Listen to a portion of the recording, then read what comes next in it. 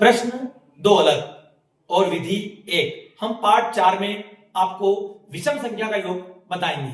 देखें आप, ये यहां पर विषम अंक चालू हो चुके हैं 1 3 से 39। मतलब यहां से 1 3 जो भी विषम अंक के संकेत हैं समझना है, और लास्ट वाले को हमको समझना है आधे करने के लिए। आधे नहीं होते हैं तो बढ़ा के आधा कर लीजिए।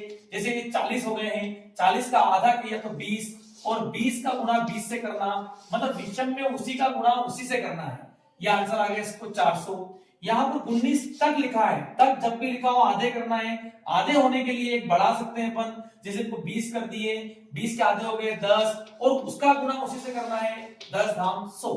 लेकिन यहाँ पर तक नहीं लिखा है, यहाँ सीधा विषम संख्या लिखा है, तो आपको समझ में आ गया होगा कि उसका गुणा उसी से करना विषम संख्या का योग कहलाता है। लेकिन विधि बदल जाती है प्रश्न की, तो विधि तो सेम होती है, प्रश्न बदला है। आप ध्यान दें, ये 1 3 से शुरू हुआ था, यहाँ ये 41 से शुरू होता है। ये नया क्वेश्चन है, नए क्वेश्चन में भी आपको आधे करना पड़ेंगे। यहाँ 100 है, 100 के आधे होते हैं 50, 50 गुणित 50, ये आपको आंसर आ सकता था, पर ये इसलिए नहीं आया क्योंकि सवाल बीच से चला है।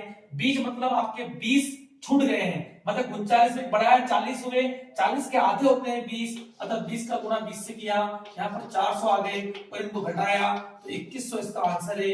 विषम संख्याओं का योग। ये दोनों क्वेश्चन अलग अलग थे और आपको विधि एक ही थी।